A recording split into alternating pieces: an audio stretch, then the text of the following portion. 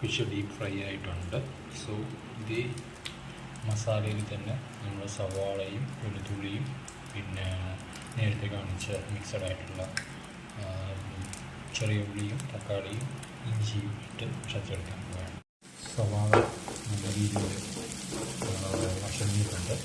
So ഈ സവാളയെ കൊടുക്കുന്ന നമ്മൾ ചെറിയ ഉള്ളിയും തക്കാളിയും ഇഞ്ചിയും മിക്സഡ് ചെയ്തുകൊണ്ട് പേസ്റ്റ് ആഡ് ചെയ്യുന്നത്.